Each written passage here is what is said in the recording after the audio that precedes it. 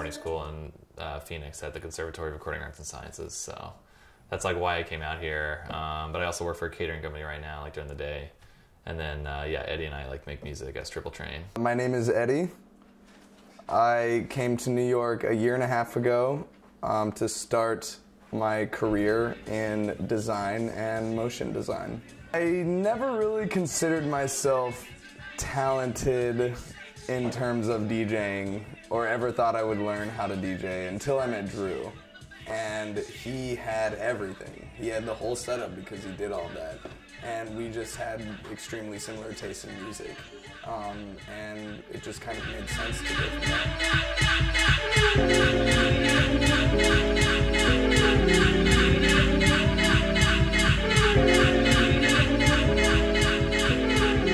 The whole sample culture has definitely been around, got really popular with like Shadow and a lot of guys like in the mid-90s. And that's definitely like when I got into turntabling and stuff and like trying to be a DJ, it was like through like sampling records and making breaks and stuff like that. And you know, breaks go way farther back than Shadow, but that's been around for a while. And so as like electronic music got more and more prevalent and it got easier and easier to sample, I feel like it's just exponentially grown. And then, yeah, you had like major artists like Jay Dilla and people like that in like 04, 05 that were like getting really big as just producers basically making hip hop. And that has definitely spilled over into every genre from like house to juke to dubstep. And so you're hearing like more and more sampling. And it's been like that for quite a while, but I feel like juke is one of those type of genres that really exploits that. And juke is just a genre like that was like revolved around like footwork, like dancing, like really fast like dancing. So it's all out of Chicago mostly, and it's really just about like a 160 BPM, like really fast beat. It's basically double time hip hop if you think about it. Like so you're going from like an 80 BPM hip hop track to like 160. So it's just really busy, upbeat, fun. I mean, juke had its like heyday in the 90s with like Whoop There It Is and like all the jock jam stuff. I mean, that's literally like a southern version of like footwork. I mean, so it also goes by like ghetto tech, twerk. And if you were into like Jay Dilla or anything that was like heavy on sampling in the last like 10 years, footwork is like really picking up the torch for that. And so when you listen to juke, you sort of get that same experience. It's a lot of like sampled soul and funk and jazz records. And it just it happens to be faster, obviously, than like Jay Dilla or like anything hip hop, but it has that same like finesse and that same like style. It's that like sampled music. And it's fun. It's like upbeat, and it works for like clubs. It works for like a lot of different stuff. So I feel like that's why it's becoming really popular right now. And it's just something that hadn't really been done yet.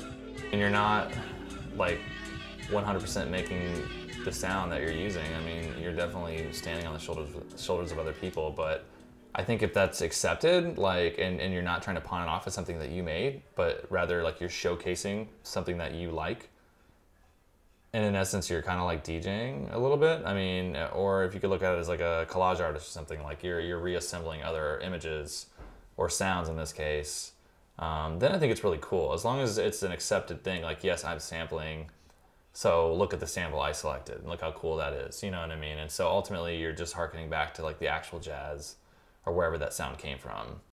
More and more now, like the samples are sort of put on a platform, and that's what the music is. It's like you deliver that sample around your beats. Our main way of getting our music out is all through SoundCloud.com. SoundCloud is a tremendous website where artists will go to post their music and people can hear it for free. With SoundCloud, they'll actually give you statistics based around the world who's listening to you from which countries the most. And we've got listeners in Belgium, Japan, England, Denmark, everywhere. It's great.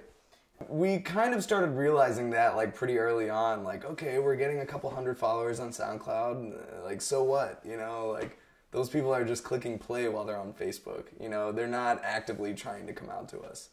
And so that's when we decided we had to start having our own show.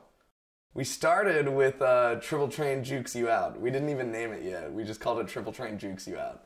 And now we call it Low Key, and that's every other week at 739 Franklin in Crown Heights.